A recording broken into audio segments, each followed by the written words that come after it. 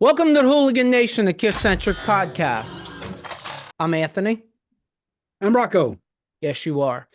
Welcome to our version of As the KISS World Turns, where we discuss current KISS events, rumors, news, and interviews with current and past members. Strap in, crank it up, and let's talk KISS. Okay, Father Rocco. Thank you. No problem. We're going to start with what I thought was very cool because, surprisingly enough, it's Wednesday. I do this every week. You know that? What the hell's the date today? Wednesday, August 6th? 6th, yeah. Today is Wednesday, August 6th. Which comes after the 5th and before the 7th. There's no Paul Stanley podcast this week. Wow. As of right now, he's not on a podcast this week. There's got to be something, though. I'm thinking that something's going to come out after we tape or something, because I know he didn't take the week off. That's for sure. Gene has still not been heard of or seen since Paul changed everything to Kiss Cruise Landlocked. So I'm not sure if they like glued Gene's lip shut or what. I was searching all over the place for newsworthy stuff. Bruce is not out and about anywhere. Neither is Tommy. Neither is Eric. Neither is Peter. And neither is Ace. Nobody seems to want to talk. I found a couple interesting things. The first thing I found, I think it was Loudwire. I thought this was interesting. KISS songs played live more than 1,500 times. And then I went to my best friend in the whole wide world these days, ChatGPT. And I asked ChatGPT how many KISS shows there has been since the beginning. And the answer was approximately 2,800 shows. So this is specifically songs played live. It is. Yes, okay. You want me to reiterate for you? KISS songs played live more than 1,500 times. Okay. Okay. Out of approximately 2,800 shows. Let me ask you a question there, Father Rocco. Hit me. What song do you think got played the most? Detroit Rock City. Would you like a second guess? Yeah, I definitely would. Okay. Deuce. You're not doing better. You're doing worse. Wow. Oh, you know what? Rock and Roll All Night. There you go. Bitch, damn it. My God. Rock and Roll All Night has been played 2,228 times. That is the most live played KISS song ever. You know what? That may be on the list of most played rock songs live. That's got to be in competition for that. It could be, because actually this list, I took the KISS statistics from it, but this list on there had a bunch of different bands. Aerosmith was one of them. I think Walk This Way was the #1 song on Aerosmith, and it was like 1,700 times. So, and I didn't go into how many shows Aerosmith has done or any of that, but Rock and Roll All Night came in at the top with 2,228. Detroit Rock City came in second with 2,149. Love Gun came in third with 2,043. Black Diamond came in fourth with 1,951. Wow, before Deuce. Way before Deuce. Listen, every time there's a concert, Deuce is played. I'm just surprised because I don't. Did you say Deuce is played or Douche is played? Deuce, but you could take it as douche if you like. Well, I thought you said douche. It's played all at every concert. So I was just making sure you didn't need a safety wipe or something. No, there's no need for that. We're good. All right. What was that? Black Diamond 1951 times.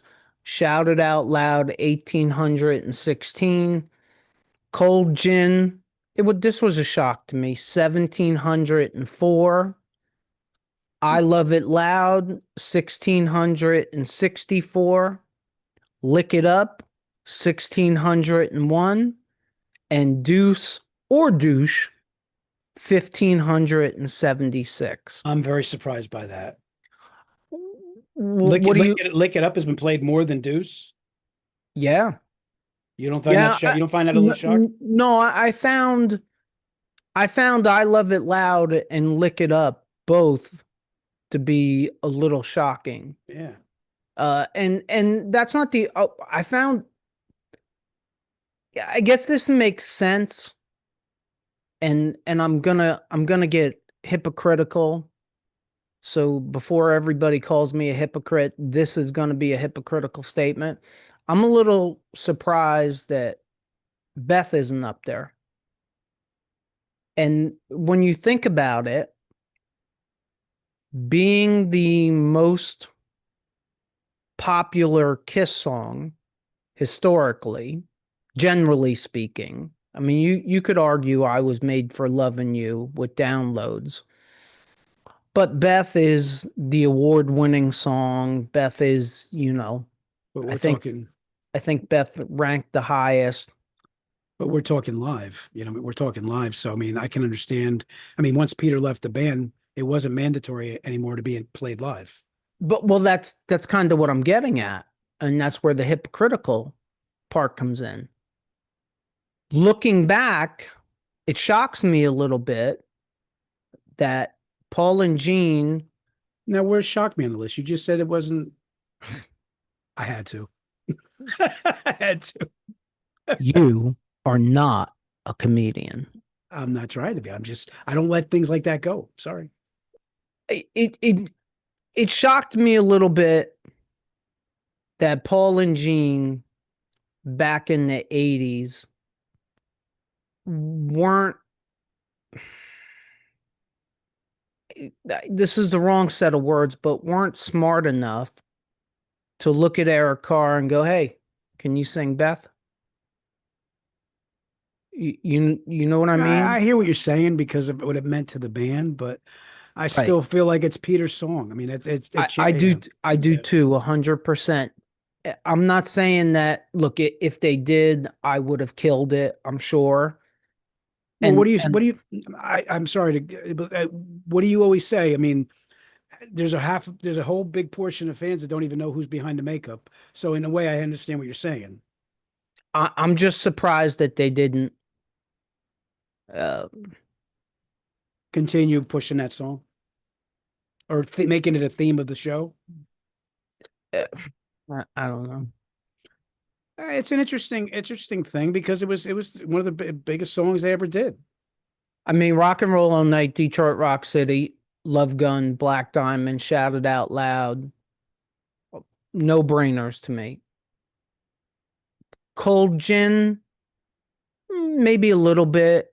Deuce, maybe a little bit. I think I could. I think if I would have guessed, I would have slid I Was Made for Loving You in there because I think it's pretty much. A given. I can't remember what year they really started pushing it, but it was in the 80s, just like Lick It Up. So I would have expected, and they only give you what's over 1500. So, I Was Made for Loving You could be at 1499. But I thought that was kind of interesting. Yes, I was shocked a little bit that Lick It Up was up there. That tells me that they've probably played Lick It Up just about every show Mm. since the song came out. I find it interesting how they keep track of all that. What's better is who the hell keeps track of all. Actually, I can answer that. And they say it on wherever this article came from. They got their statistics from setlist.fm, which is where I would go get my statistics from if I wanted to get statistics, or Pretty cool. Chat GPT. Actually, I would probably go to Chat GPT and let them go to Setlist FM. Anyhow, next topic. Yes, we are rerunning this topic in a way, but the reason why we're rerunning it is because for some reason it has gotten a lot of press. Last week, Paul Stanley was on Howie Mandel's podcast. We spoke about it. To me, the podcast was a train wreck. Mixing Paul Stanley with David Arquette was terrible, my personal opinion. Well, and also not letting either one of them know that they're going to be with each other until they get there. Right. Well, then that's what it looks like. That's what it looks like happened. But and I don't even think we even spoke about this last week. And the reason why we didn't was I didn't really think this was newsworthy. But at some point, Howie Mandel asks about KISS tribute bands, and Paul responds that they license a few of them. And when he's asked, he says something like, "We're different than most other bands because we have makeup that's trademarked and the KISS logo that's trademarked and blah, blah, blah, blah, blah." And he says that they license them. And I think Howie Mandel asks, have you ever pulled the license on any of the tribute bands? He says, yes, a few. Howie Mandel asks why. And Paul's answer, which, we bring up this word on this podcast a lot when it comes to Paul and Gene, but this is a capitalist answer, but it just comes through as so petty to me. Paul's answer was, if they start making real money, which is like, really? It wasn't necessary to. He should have. Wasn't necessary for him to go there. I mean, it makes him look bad. I'm guessing it did make him look bad because what you and I didn't think was newsworthy at all and didn't even talk about other YouTube channels. And when I say other YouTube channels, I don't think one of them has been a KISS podcast. Like, it's general YouTube channels, maybe that are music based, that just jumped on this and went crazy. And some of them had some commentary. And look, one perspective is, hey, it's their trademark. It's a capitalist move. And the other perspective is, are you really that petty? Yeah, I mean, none of these guys are making millions of dollars. None of them. and they're celebrating your music, keeping it alive. Uh, I personally think you said petty. That's the perfect word. I mean, they're celebrating your music. If they make a buck off of it, cool. Like it's not like you're losing any money out of it. And how many bucks are they making? It brings us to this, which, good job. Once again, you are the idiot savant. Oh, what did I do good this time? That's a compliment. Oh, I'll take it as that. What was it, last week or the week before? We went out and saw Psycho Circus. Yeah, we went out and we met Victor Ruiz from Signals from Mars podcast, who usually lives in Spain, and he's in New Jersey this month on vacation, and we met him in Union Township. Union Township does this, I don't know, once a month concert in the summertime, and they had a KISS tribute band, Psycho Circus. Yeah, and it's actually, I'm sorry, I said it wrong. It's right. Tell me if I'm right. It's Psycho Circus NYC or something like that, right? Yeah, it's Psycho Circus NYC. And anyway, we went out to the show and we saw them. And look, I don't know whether Union Township pays them or not. And I'm sure they might, pay them something.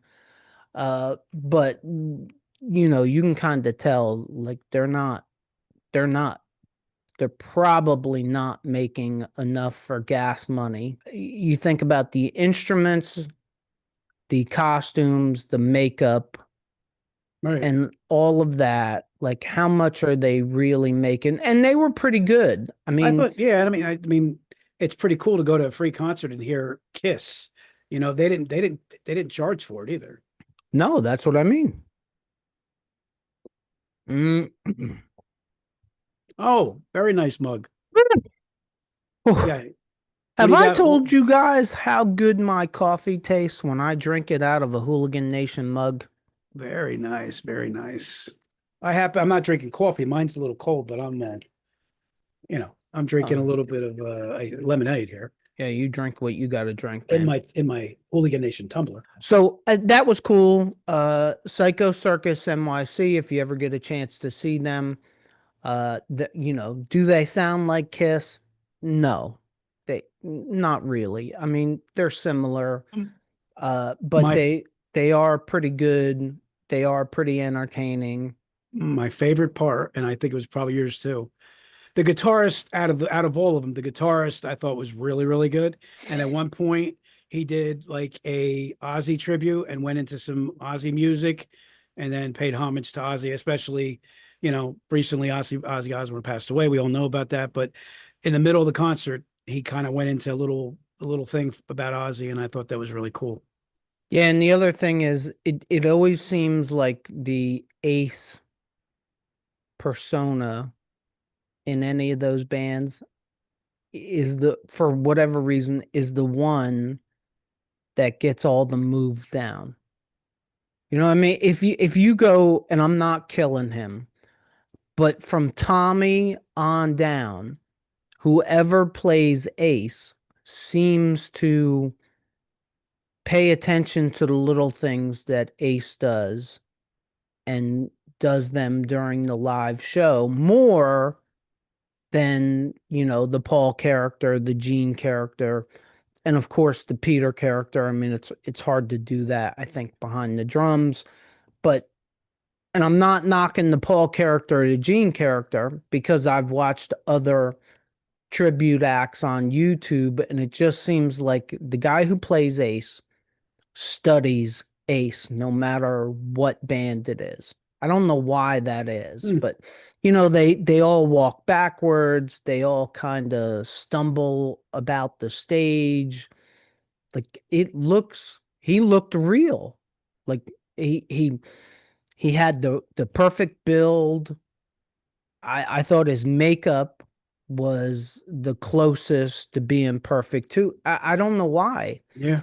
I've always thought that Ace fans are the craziest. Maybe that proves I'm right, or maybe it doesn't.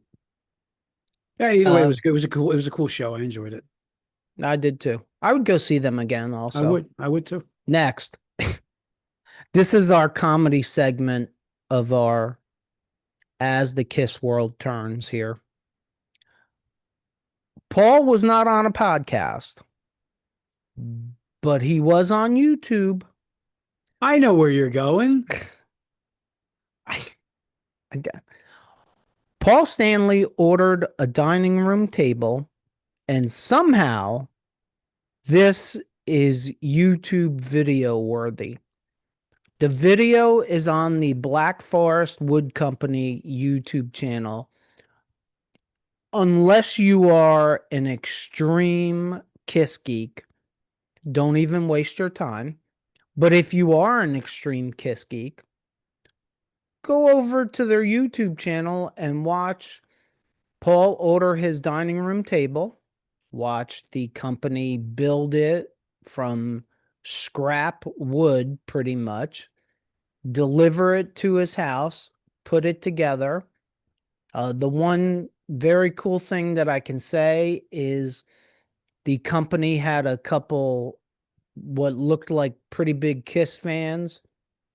They came walking in with Kiss shirts on, and they were acting a little bit like fans. And Paul signed their shirts, and Paul was, at least on camera, was pretty cool to Hmm. them all Yeah. together. So yeah, I thought it was That entertaining. was definitely a BFT too.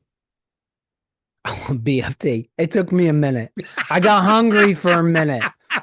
I got hungry for a minute and was like, oh, a BLT. I'll take one of them. Big effing table. Now, how much you think that table cost? A lot of money. Think about it. Custom made. Yeah, that was I would love to know how much that table cost. Well, I almost did it this morning. I was really thinking about calling that company up and telling them I'm interested in the Paul Stanley table. Can you send me a quote just to see how much Ooh, I it like the would way you cost? think. Yeah, I like the way you think.